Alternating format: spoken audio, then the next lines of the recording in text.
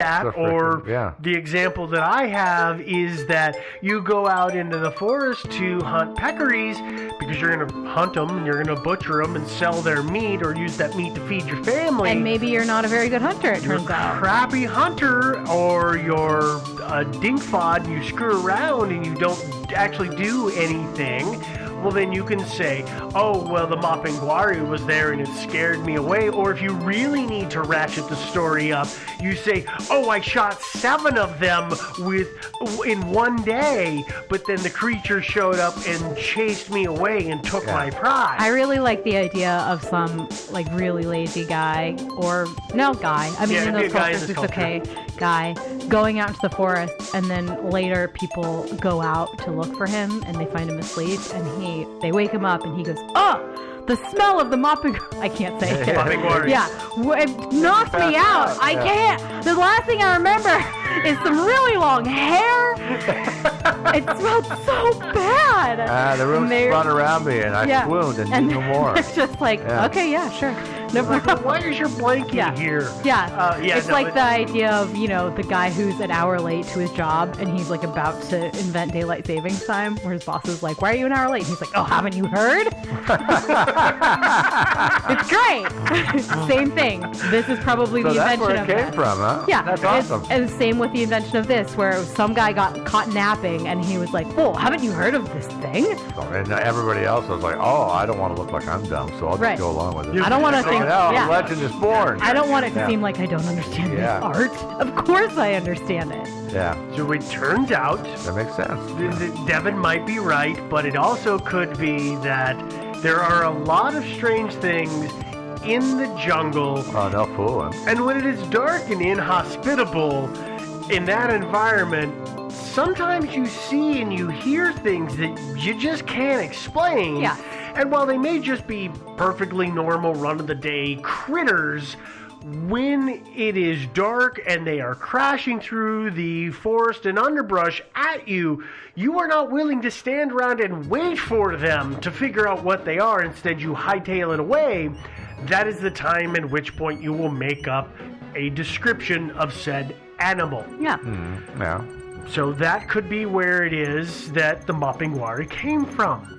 I will say the thing that I find really interesting about the story of the Mapinguari is that that north, as Joe called it, the top of the drumstick of South America, that is a huge area. It is really big, and there are all of these indigenous tribes that don't have any contact with one another, and yet they all have a different name for the Mapinguari, but they all seem to describe the same creature. Well, so that makes you wonder if they're not talking to one another. There could be some credence in it. Well, please dash my hopes. Well, Devin. no, I'm not going to dash your hopes. I'm just going to say that I think there are enough similar but different descriptions of this creature, right? Some say that it is a cyclops. Some say that it's got a giant mouth in its stomach. I would assume that we're saying they're general assumptions of the very giant hairy thing. The very giant hairy stinky thing. Yeah, which could describe us in this room right now, really. Which one of us is stinky? You. Why does she keep talking about my beard? Yeah. No, but you see where I'm going with this, right? I think that there are enough kind of different descriptions of this thing to explain there could be a sighting of something that's fairly normal, but the own lore has kind of taken it to that next level and made it the legends. Because again, if there is in fact a 7 to 9 foot giant hairy thing, even if it's a total vegetarian creature that is no threat whatsoever, but if there's something like that in the forest up there, which there may well could be, might be, yeah, I would absolutely take that to scare my children out of not going in. I would make sure the kids didn't go in there either. And you change one thing, you change an eye, you make a giant mouth in the middle, you give it a horn out of its forehead, do whatever to make it a little extra scary. But it's kind of like the internet, you want to punch things up a little bit, but so that just kind of seems like that to me. I mean, Native American tribes have a lot of that too. You see a lot of lore crossover in areas. So. Oh yeah, and the thing about it is these tribes are like all separated now, but they all came from the same place. True. I mean, very good point. Yeah, Africa. They did, and Mesopotamia, but Africa. Yeah. Well, and how long did it take the story to travel from one side of the continent to the other? Well, yeah, but yeah. So it could be that yes, they all tell the same variation, but it has a central point. Yeah, and also 1,000 years ago or something. No, farther than that. I mean, humans arrived in the Americas like 15,000 years ago, and so that would explain something else too. This could be a creature that existed like 10,000 years ago. Yeah. And it may well have existed. Yeah. And so, it's... Or something very similar. Yeah, something real It seems unlikely that a real cyclops with a giant mouth in the middle of it existed, but some version of this may have existed. Something with two eyes, I think, and something that maybe resembled a mouth in its midriff. I would agree. Maybe something that resembled was a mouth. not actually a mouth. But I think there are more theories, and we can explore that more in the theories. Yes, absolutely. You are both absolutely right, and we are gonna we're gonna cover some of that territory again. Yeah. Everybody's favorite theory, which is that it was Biggie.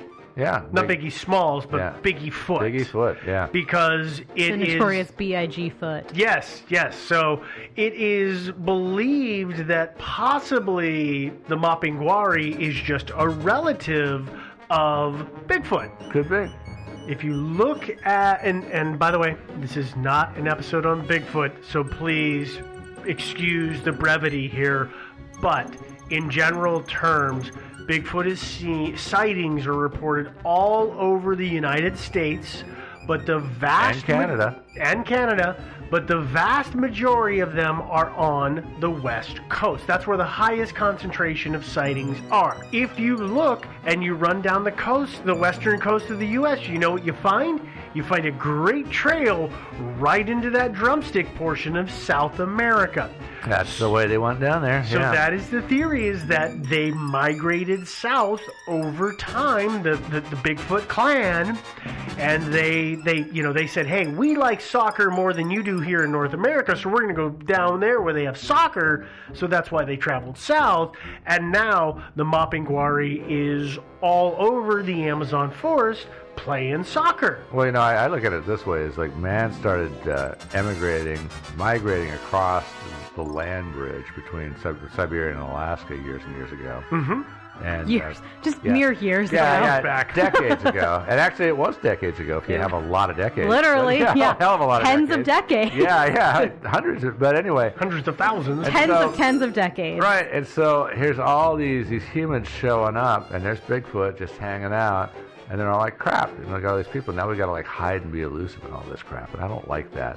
A lot of them packed up and moved south to get away from these interlopers. And the interlopers, unfortunately, kept moving south. And oh, Christ, time to move again. And so essentially mankind was just pushing Bigfoot further and further south. Big feet, excuse me, yeah. And until eventually, they wound up all the way in South America. Would it be Bigfoot with an umlaut? Or no, it's feet. Okay. I thought it was Bigfoot. Big feet. Well, the thing is, though, is to talk about what Joe's saying, is that the ones that didn't move, the ones who said, this is my land, I own this land, they then became our modern Bigfoot, who are the international hide-and-seek champions. Yes. They are. So if they are related, if the Mapinguari is related to Bigfoot, then it's no wonder that they haven't even been able to get a blurry photo of them, because the Mapinguari is even better at hide-and-seek. They are so good that we don't even know that they exist. Bingo. Yeah, we know they exist. Of course they do. Well, maybe. Yeah. Let's move on to our next theory, though. The next theory is that the Mapinguari is a relative, or actually isn't a relative, it is a giant sloth. I like this one a lot. I really dig this one. You've seen pictures of this guy. I have. I mean, everybody has. The Megatherium. Yeah. Yes. The ancient giant sloth. Yes. So for those of you who don't know, there was a huge giant animal that lived in South America during the early Pliocene, which is the giant sloth. And this creature is much like sloths today, except way mega bigger. Yeah, there were a lot of big animals back then. Yeah, there was a lot of megafauna. Like around here in the Oregon area, North Pacific Fauna. Northwest. Yeah, it's fauna. But we had like 600-pound beavers. Yeah. Can you imagine a 600-pound beaver? No! Oh my God! I cannot. But that was the joy of having such a high density of oxygen and things like that. It could sustain that sort of critter, and as the oxygen level dropped, that's why we don't have giant dragonflies anymore. Because Thank spiders, God for that. thank God for that. Yeah, I mean they used to have that giant eagle that could carry away children. Yes, Literally. maybe that's what happened to Washington's eagle. Yeah. But the giant sloth weighed about 4 tons and was somewhere around 20 feet long from nose to tail. That converts to about 6 meters. And this thing was basically the size of a mammoth. You know, the ye old woolly mammoth that we all Ye old see? woolly mammoth that is somehow larger than modern elephants. Right. So This was bigger than a modern elephant. Giant creature, nowhere near as cute as a modern sloth, I am sure. They're super but cute. 50 times more scary. Yeah. As long as he's, I don't know, as long as he was into the same thing, as he's just being slothful. Well, they had longer noses. Yeah. More They like- walked on the ground. They walked were on too the big to be in ground. trees. Well, yeah, way too big to be in trees. And so I mean, there was megafauna at that point, Yes. or The flora, megaflora, yeah, as well as big-ass megafauna. trees, you mean? Yeah, Yeah. but not Yeah. that big. No. And so they walked on the ground and they stood up to feed on plants, trees at that time. They ate schnozzes, Big nose, big mouth. not like sloths now. But the thing is that these creatures, as with a lot of the creatures, the megafauna from the Pliocene, they died out about 10,000 years ago. Because it turns out the Earth was not made to sustain stuff. Well, the Earth had changed to a point that it couldn't sustain those kind of things. It actually was designed for like a built at hot that second. time. Yeah. No, it's actually right about that time that man was discovering how to make tools, including like spears. So that might have something We to do with screwed it up yet again. Yeah. But we it's our did fault. coexist, right? Yeah. With them. Yeah, I mean, we Yeah. existed at the same time, like at least most of these things did, like, the saber-toothed tiger and the woolly mammoth. Yeah, no, I just think that's an important distinction to make when we talk about this like prehistoric time, As in before especially man. with Yeah, like giant. dinosaurs. Well, it's not Yeah. necessarily before man, but we talk about dinosaurs, and then oftentimes this kind of era gets lumped in with this The dinosaur world. Yeah, different era. But yeah. totally different era, and an era that humans were developing Yes. with not written but certainly oral traditions. Yes, this is before we were hunched over a keyboard. We were still the running. We were with the still steer- hunched over the a fire. steer We were version. standing up straight, yeah. Yes, yeah, we're definitely bipedal Right. at this point. Yeah. But I think that is something that's interesting to mention when we talk about this, because, as we were talking about in the last theory, if this is an oral tradition, it is possible Extremely ancient. that Man saw it was these creatures. so old, down and down and down, and people just were saying, well, they're still there. Of course they're still there. Why would they not still be there? Yeah, but they're not there anymore. Yeah. Yeah, probably true. Yeah, I just think that's worth mentioning. Yeah. But the basic theory here is that the Mapingwari is in fact a megatherium, and that the species had somehow managed to live nearly undiscovered all these years in the Amazon forest. Remember, they were in South America 10,000 years ago, and the descriptions of its size and its claws would certainly support that. They're very similar. Well, And There is the issue of the second mouth that definitely was not on but the I would original say a version. giant sloth is much larger. shrunk down over the years. Right, but And we're going to talk about but that. as we're talking, an ancient giant sloth genuinely would be way bigger Oh yeah, no. than what That's they why were I think this describing. is a somewhat shrunk down version. Right. I would, and, yeah. But also, and that's the next theory. And there are animals out there right now that we all read about them all the time. Oh my God, we thought this thing was extinct for like Yeah. What 100 was years. the fish? They found like 50 years ago there was some fish that they were certain had died out 1,000 or 5,000 years ago. Yeah, I And can't remember the think name of of it. it. It starts with an L, and then it's like Lux something. But then they found it. Yeah. And oh my God, we discovered it again. And it then was they like dropped it and killed it. But yeah, Yeah. but it was living in some river in some Amazonian probably. forest situation. Because that's usually where these stories happen. Yeah. And that's why this story is so interesting to me. Again, as I said at the top, that these stories of no, that's totally extinct. It's been extinct for like hundreds of thousands of years. Then suddenly they say, oh, maybe not. Oh my God! We founded 20 of them. Yeah. They've been alive this entire time. So the other things that kind of seem to work against this, but maybe don't, is we talked about that whole second mouth thing. It turns out, though, modern sloths have scent glands on their backs, and the fur around that scent gland is completely the color is in contrast to the rest of their fur, so it stands out. So it could be that something that is a modern equivalent of the Megatherium has scent glands as well, but they're on its front, and because of that different colored skin and the look of those glands, it could be that people said, oh my God, that thing looks like a mouth. Or and it was running and they didn't know. And if it's a giant thing with a giant gland, that would explain the giant stink coming off the giant scent gland. That would explain that. I was going to say there are plenty of much smaller species. There are a lot of like moths, for instance, in this world that have over the millennia evolved. Basically, it's just a defense mechanism or a fear mechanism to make it so that they look like something else, right? And so it is possible also that they just evolved that when they stand up, it looks like they have a giant they mouth look like something or something like giant and scary. Scare things. Exactly, to scare things away, and that their defense mechanism is in fact to stand up and put their arms out like we're supposed to defend ourselves against cougars.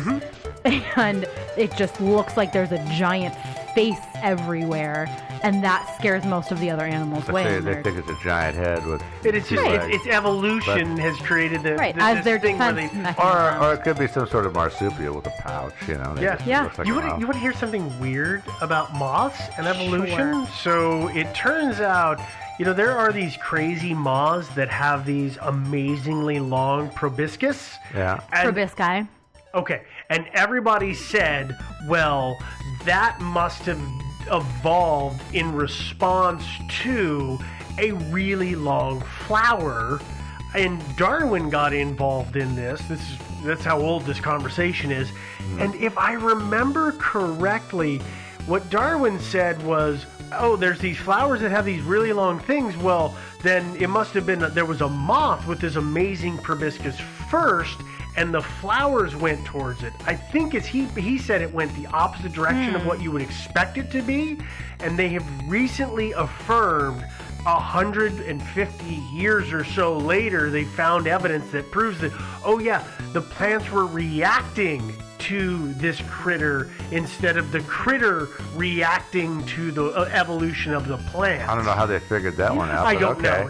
I'll take their word for it. Way outside of my pay grade, but just the moth thing got me on that. Let's get back into the theory, though. I'm easy to sidetrack. Yeah, where are we at but here? I can tell you where we're at, which is the problem with this whole theory of it being a megatherium, and that is, of course, that the Amazon rainforest is continually shrinking under pressures of both logging and the desires for usable farmland. Yeah. So I could see that, 100 or 200 years ago, it'd be hard to find this critter because none of this land is developed. But as more and more pressure is put on it and the area is shrinking more and more, you think that the chances of finding one, your giant sloth, would increase. It would become easier and easier to find, and yet we have not found one. I would say not necessarily, because it's totally reasonable to assume that the population is decreasing as well. Okay. Because lack of habitat. Right. A population tends to grow to the size on the land that it's supported, or decrease to the land that it's supported. Right. It's not as though the fishbowl. Yeah. Basically, if we had 20,000 acres and we had 100 of these creatures, and then suddenly you have 10,000 acres, you're probably not going to have that same amount of those creatures. Correct. They're going to die off. Yep. They're going to, the alpha males are going to kill each other. Whatever's going to happen is going to happen. Yeah, it's not sustainable. So I agree with that. Well, I agree with that in theory, but I also think that nature, what's the quote? Life finds a way. Something like that. Right. But of course, the whole counter to this